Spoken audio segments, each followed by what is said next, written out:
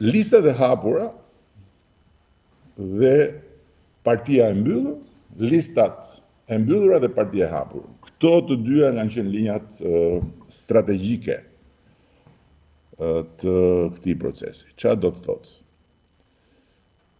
Listat e hapura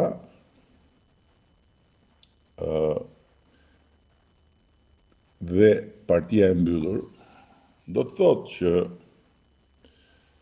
në kushtet kur të gjitha përpjekjet për të hapur partinë bëjnë një efekt relativ dhe konsumi i energjisë dhe konsumi i kohës që partia të hapet, që në të gjithë territorin të ketë një gatishmëri të veçantë ndaj atyre që duan të bëhen pjesë e saj, është i jashtëzakonshëm dhe rezultati është shpeshherë më pak se sa i zakonshëm, pra mediokër. Pse? Sepse ka gjithmonë një tendencë mbyllëse. Dhe listat e mbyllura dhe partia e hapur do të thotë që ne i kemi shfrytzuar listat e mbyllura për të hapur partinë. Pra në një farë mënyre për ta bërë hapjen brutale. Brutale në sensin që nëse kapacitetet e brendshme në territor nga i pamja e qasjes organizative janë të tilla që e pengojnë hapjen, atëherë ne duhet ta imponojmë në një moment kyç.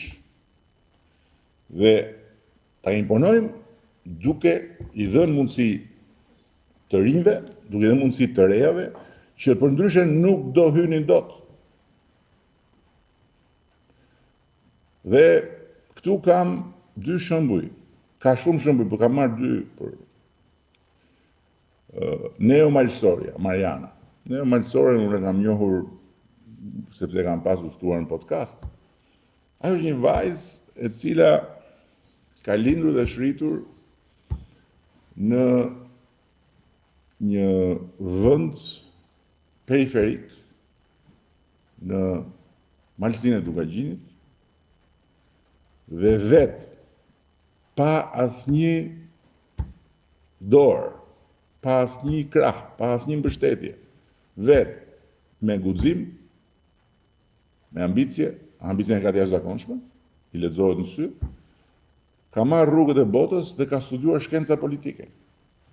Pastaj është kthyer dhe ka rishkuar atje, tek ai vendi vet atje, që unë akoma nuk e kam vizituar atje. Dhe një shtëpi të varfër e ka kthyer në një destinacion turistik të jashtëzakonshëm. Dhe është bërë simbol i Shqipërisë turistike duke sjell atje të huajt dhe duke eksportuar praktikisht produktin e natyrës, e mikpritjes, e gjithçkaje që përndryshe do të mbetej diçka e pazbuluar dhe e pashfrytzuar. U qas ndaj platformës dhe natyrisht që nëse Mariana do të ishte në listën e hapur, do ta kishte shumë të vështirë.